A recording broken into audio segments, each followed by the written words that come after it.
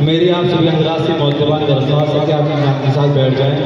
اور ابھی بھی ہمارے کچھ بھائی باہر کھڑے ہوئے ہیں، ان سے ادب درخواست ہے کہ پروگرام کوئی زیادہ لمبا پروگرام نہیں ہے، آپ حضرات اندر تشریف لے آئیں۔ حضرت مولانا محمد واصف صاحب مظاہری جو کہ ہمارے علاقے کا بہت ایک مشہور معروف ادارہ المعہد الاسلامی مانک، وہاں کے استاد حدیث و تفسیر ہے، اب ان کا بیان ہوگا۔ آپ سب حضرات سے درخواست ہے آپ بہت ہی ادب کے ساتھ سکون و اطمینان کے ساتھ ان کا بیان سنیں۔ میں بڑے ہی احترام کے ساتھ درخواست کرتا ہوں حضرت مولانا محمد واصف صاحب مظاہری رفیق المعہد الاسلامی مانک سے کہ حضرت والا تشریف لے آئیں اور اپنے بیانات سے ہم سب کو مستفید فرمائیں۔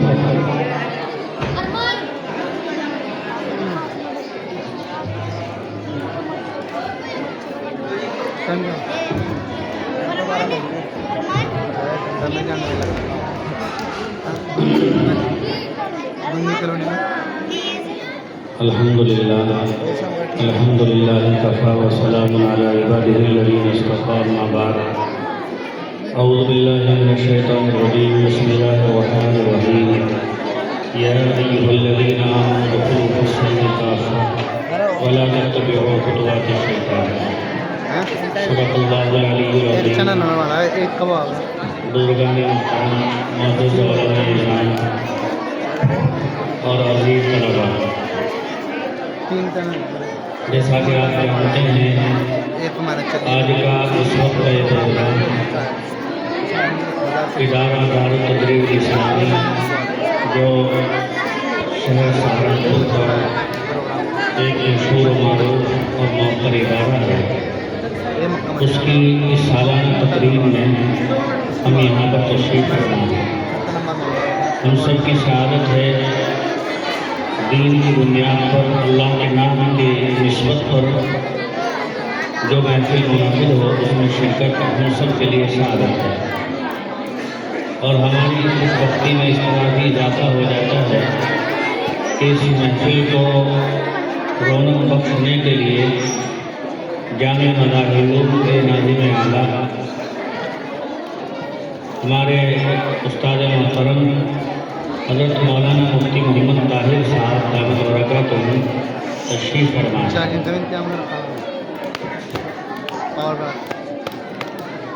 یہ ادارہ دار التدریب الاسلامی جو روز اول سے اپنے وسائل کے اعتبار سے حتی المقدور اعلیٰ تعلیم کی کوشش کر رہا ہے۔ یہاں جب یہ ادارہ قائم ہوا سب جانتے ہیں کہ یہ ویرانہ تھا اور جنگل تھا۔ یہ ایک عجیب بات ہے، کسی جگہ پر کوئی ادارہ قائم ہوتا ہے تو اس ادارے کے قیام سے پہلے اکثر و بیشتر دیکھنے میں یہی آتا ہے کہ وہاں ویرانہ ہوتا ہے، سنسان ہوتا ہے، جنگل ہوتا ہے، اور اس ادارے کے قیام کے فوراً بعد وہاں کے آس پاس کی زمینوں کے بھی ریٹ بڑھ جاتے ہیں اور آبادیاں بھی بتدریج بڑھنی شروع ہو جاتی ہیں، آبادی بڑھ جاتی ہے اور زمین کی قیمتوں کے ریٹ آسمان کو چھونے لگتے ہیں۔ یہ جہاں ضرورت کی بنیاد ہوتی ہے کہ لوگ گاؤں سے نکل کر، شہروں کی ہٹو بچوں سے نکل کر مضافات میں رہنا پسند کرتے ہیں، اس معنی پر آس پاس کے علاقے میں اور آس پاس کی آبادی میں گھر بسانا پسند کرتے ہیں، تو اس معنی پر زمین کی قیمتوں کے ریٹ بڑھ جاتے ہیں۔ یہ تو ایک ظاہر سی چیز ہے، لیکن سچائی یہ ہے کہ یہ قرآن پاک کی برکت ہے۔ جن لوگوں نے یہاں آج سے 10 سال پہلے زمینیں خریدی ہوں گی، آج ان کی زمینوں کے ریٹ کئی گنا بڑھ گئے ہیں۔ یہ سب قرآن پاک کی برکت ہے۔ یہ ایک ظاہری برکت ہے جو ہم دنیا میں دیکھتے ہیں۔ ابھی یہاں ماشاءاللہ جو 5 بچوں کا قرآن پاک مکمل ہوا ہے، ان کی دستار فضیلت ہوگی، ان کو تاج پہنایا جائے گا۔ جو ہم سب جانتے ہیں کہ یہ تاج، یہ دستار عالم آخرت میدان محشر کی ایک مثال ہو سکتی ہے، اس کی ایک ادنا سی مثال ہے۔ اصل تاج اور اصل عزت افزائی، اصل احترام تو اس کا حافظ قرآن کا قیامت کے دن میدان محشر میں اللہ کی طرف سے ہوگا۔ تو یہ ایک تو دنیا کی مادی چیزوں کی قیمتوں کا بڑھ جانا اور آبادی کا آباد ہو جانا مدرسوں کے آس پاس، یہ تو ایک ظاہری سی برکت ہے۔ یہ اللہ تبارک و تعالیٰ کے کلام کی برکت ہے، یہ اس کا مزاج، اس کی عادت ہے، اس کی صفت ہے اللہ کے کلام کی، کہ جب کوئی اللہ کے کلام کو لے کر جنگل میں، ویرانے میں محبت اور احترام اور عقیدت کے ساتھ بیٹھتا ہے تو وہاں باد بہاری پیدا ہو جاتی ہے، وہاں سبززاری پیدا ہو جاتی ہے اور ویرانے آبادیوں میں تبدیل ہو جاتے ہیں، سنگلاخ زمینیں سبززاری میں تبدیل ہو جاتی ہیں۔ اقبال نے کہا تھا، یہ نغمہ فصل گل و لالا کا نہیں پابند، بہار ہو کے فضا لا الہ الا اللہ۔ یہ قرآن پاک اللہ کا کلام فلک بوس عمارتوں، دیدہ سے فرنیچر، بہترین قالین کا محتاج نہیں ہے۔ جو لوگ اسے جھونپڑیوں اور چھپروں میں لے کر بیٹھتے ہیں تھوڑی سی عقیدت کے ساتھ، وہاں باد بہاری پیدا ہو جاتی ہے اور وہاں پر سبززاری پیدا ہو جاتی ہے۔ تو یہ اللہ کے کلام کا اعجاز ہے، اللہ کے کلام کی برکت ہے کہ یہ ادارہ جب یہاں پر قائم ہوا تو یہاں پر ویرانہ تھا، یہاں پر سنسانی تھی، لیکن الحمدللہ یہ ادارہ جو اب شہر سہارنپور کے مرکزی اداروں میں شمار ہوتا ہے اور یہاں کی آبادی بھی گھنی پھیل چکی ہے۔ میں سمجھتا ہوں کہ جتنی تعداد یہاں پر طلبہ کی پڑھتی ہے اس سے کہیں زیادہ بچوں کی تعداد اب بھی گلی کوچوں میں کھیلتی پھرتی ہوگی۔ یعنی یہ ادارہ اپنی تمام تر وسعت اور اپنے تمام تر وسائل کے باوجود بچوں کی کفالت کے لیے ناکافی ہے۔ یہاں پر ارباب علم و فکر موجود ہیں، مدارس کے ذمہ داران موجود ہیں، شہر کے ارباب اہتمام موجود ہیں۔ ان کی عدالت میں اور ان کی موجودگی میں ایک ادنا طالب علم ہونے کی حیثیت سے یہ بات عرض کرتا ہوں کہ دارالتدریب الاسلامی سے لے کر دارالعلوم دیوبند، جامعہ مدارس سہارنپور اور دنیا کے کوئی بھی ادارے ہوں، ان تمام اداروں کا سر رشتہ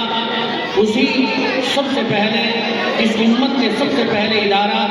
اس امت کے سب سے پہلے مدرسہ صفحہ نبوی صلی اللہ علیہ وسلم سے جا کر ملتا ہے، جو آج سے 1500 سال پہلے آقا نامدار حضرت محمد رسول اللہ صلی اللہ علیہ وسلم نے مدینہ منورہ میں مسجد نبوی کے پاس، مسجد نبوی کے صحن سے متصل آپ نے مٹی کا چبوترا قائم کیا تھا۔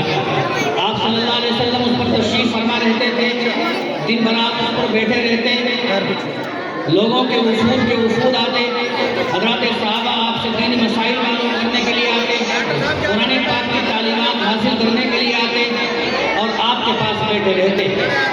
وہاں اصحاب الصفہ کی تعداد کم و بیش ہوتی رہتی، دور دور سے تجارت کی قافلے آتے اور آپ کی خدمت میں حاضر ہوتے، بڑے بڑے وفود آتے جن کو آپ تعلیم دیا کرتے تھے۔ نہ وہاں سامنے کوئی کتاب تھی، نہ کوئی مطبخ کا بہت وسیع انتظام تھا۔ آپ صلی اللہ علیہ وسلم اس درسگاہ کے سب سے پہلی درسگاہ کے، اس امت کی سب سے پہلی درسگاہ صفحہ نبوی صلی اللہ علیہ وسلم، آپ اس کے اولین استاد تھے، آپ اس کے معلم تھے اور صحابہ آپ کے متعلم تھے۔ صحابہ اس مدرسے کے طلباء تھے، اس مدرسے کے سب سے پہلے اور سب سے زیادہ حاضر باش طالب علم کا نام ساری دنیا، سارے مسلمان جانتے ہیں، وہ حضرت ابو ہریرہ رضی اللہ تعالیٰ عنہ ہیں۔ آج کل مدارس میں بخاری شریف کے اختتام کا بھی پروگرامات چل رہے ہیں۔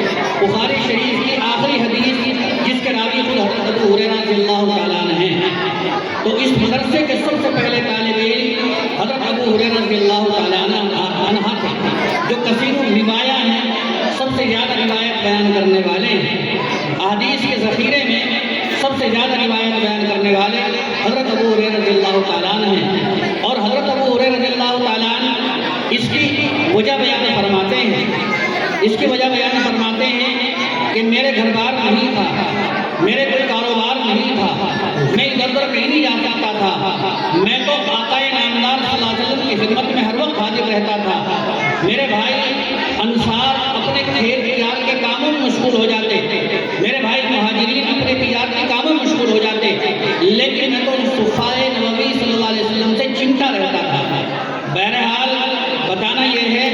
کہ دارالتدریس اسلامی سے لے کر بڑے اداروں تک، چھوٹے سے چھوٹے مکتب تک، جہاں بھی کسی ایک کمرے میں، ایک بیٹھک میں، ایک مکان کے گوشے میں، ایک چھپر میں، ایک جھونپڑی میں، یا ایک صاف میدان میں، کہیں بھی اللہ کے کلام کو جب لے کر بیٹھا جاتا ہے، کوئی درسگاہ قرآن پاک کی تعلیم کے لیے قائم کی جاتی ہے، تو اس درسگاہ کا پھر رشتہ اسی صفائے نبوی صلی اللہ علیہ وسلم سے جا کر ملتا ہے، جو آقا نے آج سے 1500 سال پہلے مدینہ منورہ میں قائم کی تھی۔ ایک موقع پر مفکر اسلام حضرت مولانا سید ابو الحسن علی میاں صاحب ندوی نور اللہ مرقدہ نے لکھا ہے کہ اگر کسی مدرسے کا سر رشتہ، کسی مدرسے کے مقاصد، کسی ادارے کے اغراض و مقاصد اگر صفائے نبوی صلی اللہ علیہ وسلم سے خدا نہ خواستہ متصادم ہیں، متضاد ہیں، تو وہ انسانیت کی تعلیم گاہ نہیں ہو سکتی، وہ انسانیت کے لیے قتل گاہ تو ہو سکتی ہے، ایک مذبح خانہ تو ہو سکتا ہے، تباہی کا بربادی کا گڈھا تو ہو سکتا ہے، اسے کوئی ادارہ نہیں کہا جا سکتا ہے۔ لہذا ادارہ صحیح معنی میں ادارہ وہی ہے جو اللہ تبارک و تعالیٰ کے کلام کی تعلیم سے منسوب ہے، اسلامی ادارہ اسی کو کہا جاتا ہے، اور جس کے مقاصد، جس کے اہداف، جس کے اغراض اسی صفائے نبوی صلی اللہ علیہ وسلم سے جا کر ملتے ہیں۔ اب ہمیں غور کرنا ہے، ہم یہاں مدرسوں میں پڑھانے والے اکثر موجود ہیں، ذمہ داران ہیں، ہمیں دیکھنا ہے کہ اس صفائے نبوی صلی اللہ علیہ وسلم سے جس سے ہمارے ادارے کا نسب نامہ ملتا ہے، جہاں پر جا کر ہمارے ادارے کا نسب نامہ جا کر منتہی ہو جاتا ہے، اس ادارے کے مقاصد کیا تھے، اس ادارے کے اغراض کیا تھے، وہاں کے اہداف کیا تھے، وہاں پر کس طرح کے لوگ تیار کیے جا رہے تھے، جنہوں نے حدود و ثبوت سے آگے بڑھ کر، جنہوں نے اس صفحہ پر پل کر اور بھوکے رہ کر فاقہ کشی برداشت کر کے، فاقے برداشت کر کے، خود حضرت ابو ہریرہ رضی اللہ تعالیٰ عنہ جن کے بارے میں آتا ہے کہ جن کو 5 دن کا فاقہ ہو جایا کرتا تھا، جو 5 دن کبھی کبھی بھوک کی شدت کی وجہ سے اوندے پڑ جاتے تھے، اپنے پیٹ کو زمین پر چمٹا کر بھوک کی شدت کی وجہ سے اور اوندے لیٹ جایا کرتے تھے۔ حضرت ابو ہریرہ رضی اللہ تعالیٰ فرماتے ہیں کہ کبھی کبھی بھوک کی شدت کی وجہ سے، بھوک کی تکلیف کی وجہ سے مجھے جب فاقہ ہو جاتا، میں بے ہوش ہو جاتا، تو لوگ یہ سمجھتے تھے کہ مجھے دورہ ہو گیا ہے، مرگی کا دورہ پڑ گیا ہے۔ اس زمانے میں یہ بیماری عام تھی، اور مرگی کے دورے کو پڑے ہوئے آدمی کو، مریض کو گردن پر پیر رکھ کر، گردن پر کی ایک رگ کو دبا کر اس کو ہوش میں لایا جاتا تھا، تو لوگ آنے جانے والے سمجھتے تھے کہ ابو ہریرہ کو مرگی کا دورہ ہو گیا ہے، مجھے بے ہوش پاتے، میرے پاس سے گزرتے، میری گردن پر پیر رکھ کے جاتے کہ شاید ابو ہریرہ کو مرگی کا دورہ ہو گیا ہے، لیکن فرماتے ہیں کہ مجھے اپنے پیدا کرنے والے کی قسم، مجھے مرگی کا دورہ نہیں تھا، بلکہ مجھے تو بھوک نے ستایا ہوتا تھا، میں بھوک کی شدت کی بیتابی کی وجہ سے زمین پر اوندا لیٹ جایا کرتا تھا، اپنے پیٹ کو زمین سے چمٹا کر۔ تو لہذا اس صفحہ پر، اس مدرسے میں جو افراد تیار ہوئے، انہوں نے حدود و ثغور سے بڑھ کر، انہوں نے قبیلے اور خاندانوں سے اوپر اٹھ کر اسلام کی ترویج و اشاعت کا وہ فریضہ انجام دیا ہے کہ جنہوں نے اپنے آپ کو مٹی میں ملایا، جو اونٹوں کی غلبانی کرنے والے تھے، جو بکریاں چرانے والے تھے، جو بادہ کش تھے، جو صحرا میں رہنے والے تھے، جو جنگلوں میں رہنے والے تھے، لیکن جب انہوں نے صفائے نبوی صلی اللہ علیہ وسلم میں داخلہ لیا، جب وہ معلم انسانیت، محسن انسانیت آقا نامدار صلی اللہ علیہ وسلم کے دامن رحمت میں آئے، اس صفحہ سے، اس مدرسے سے جو پل کر، پڑھ کر اور تعلیم سے آراستہ ہو کر نکلے، تو پھر ان کے سامنے اللہ کا نام سب سے بلند تھا، اللہ کی ذات سب سے بلند تھی، اللہ اس کے رسول کا نام سب سے مقدم تھا، انہوں نے ٹھکرا دیا تمام بڑے بڑے منصبوں کو، انہوں نے ٹھوکر مار دی تمام قبیلوں اور خاندانوں کی وجاہتوں کو۔ ذرا حالانکہ اس زمانے میں قبائلی عصبیت اپنے پورے عروج پر تھی، لیکن انہوں نے سب کو ٹھکرا دیا، سب کو پامال کر دیا اور قرآن پاک کے دربار میں کشا کشا چلے آئے اور اس قرآن پاک کے پیغام کو لے کر وہ دریاؤں میں پھرے، صحراؤں میں پھرے، افریقی جنگلوں میں جہاں موجی جانوروں کے ڈر تھا، خوف تھا، درندے بھیڑی رہتے تھے، لیکن اللہ کے پیغام کو لے کر وہاں پر پہنچے۔ تو لہذا ہر ادارے کا نسب نامہ اسی ادارے، اسی صفحہ نبوی صلی اللہ علیہ وسلم سے جا کر ملتا ہے۔ آپ ہمارے طلبہ جو یہاں پر پڑھتے ہیں، جو بچے یہاں پر پڑھتے ہیں، قوم کے نونہال جو مدرسوں میں پڑھتے ہیں، ہمیں ضرورت ہے کہ ہم اپنے بچوں کو، اپنے ان امت کے نونہالوں کو، اپنے ان طالب علم علوم نبوت کو اسی جذبے سے آراستہ کریں، اسی حسین جذبے کا پیکر بنائیں کہ جس کے حضرات صحابہ تھے کہ جنہوں نے اللہ اس کے رسول کے نام کی عظمت کے لیے اپنی گردنیں کٹائی، اپنے بچوں کو یتیم کیا، اپنی عورتوں کو بیوہ کیا، لیکن کبھی اسلام پر حرف آنے نہیں دیا، اسلام کی عظمت کا انہوں نے کبھی سودا نہیں کیا۔ آج ہم ہیں کہ اسلام کے نام پر، اسلام کی خدمت کے نام پر ہم تقدس، احترام اور عظمت کو بٹورنا جانتے ہیں، لیکن خدا را یہ اسلام جو ہمارے درمیان، جو اپنوں کے درمیان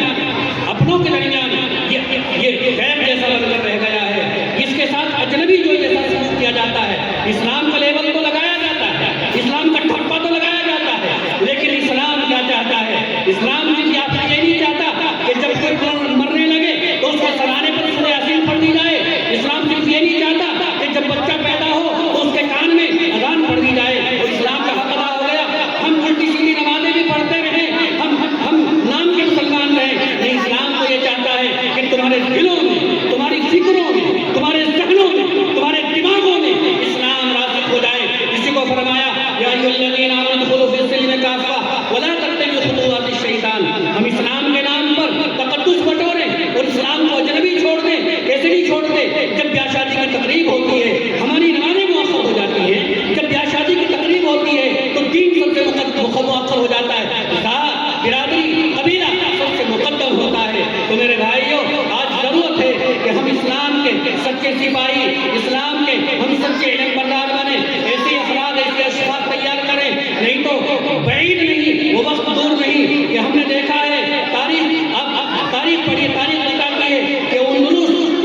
اندلس کہ جہاں پر مسلمانوں نے 800 سال تک حکومت کی تھی، لیکن جب وہاں سے اسلام کا صفایا ہوا، جب وہاں ناقدرے لوگ پیدا ہوئے، جب وہاں چھوٹی چھوٹی باتوں پر مسلمان آپس میں لڑنے لگے، چھوٹی چھوٹی باتوں پر آپس میں مناظرے تو ہوئے، پیسے مباحثے تو ہوئے، لیکن اسلام کی سچی ترجمانی کرنے والے، اسلام کے سچے سپاہی، اسلام کے سچے علم بردار بننے میں ہو گئے، تو پھر وہاں کی درسگاہوں کو کھنڈر بنا دیا گیا، وہ کھنڈروں میں تبدیل ہو گئی، تو اسلام کا وہاں سے صفایا ایسا ہوا کہ قرآن کا نام لینا وہاں پر وہ جرم بن گیا، اللہ کا نام لینا جرم بن گیا، اور پھر وہاں کی جو مسجد قرطبہ تھی وہ کھنڈر میں تبدیل ہو گئی، اور وہ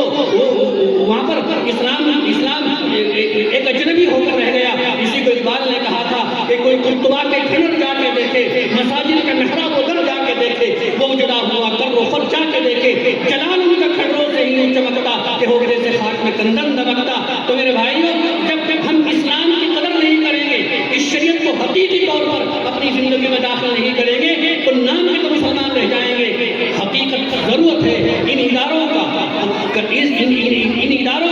ان اداروں میں پڑھائی جانے والی کتاب کا یہی حقیقی پیغام ہے۔ آج کی اس محفل کا، آج اس بزم کا بھی یہی حقیقی پیغام ہے کہ ہم اپنی زندگیوں میں حقیقی طور پر ایمان کو داخل کریں، ہم اپنے معاملات میں، ہم اپنے کاروبار میں، ہم اپنی بیاہ شادی کی تقریبات میں ہر جگہ پر دین کو مقدم رکھیں، سچائی کے ساتھ، حقیقت کے ساتھ، خلوص اور محبت کے ساتھ۔ اگر ہم اسی طریقے سے دکھاوا کرتے رہے، اسلام کا لیبل لگا کر لوگوں کو دھوکہ دیتے رہے، تو کوئی دور نہیں کہ ہماری نسلیں یہود اور نصرانی اور مجوسی بن جائیں اور ان کے ہاتھوں سے قرآن پاک کو چھین لیا نہ جائے، ان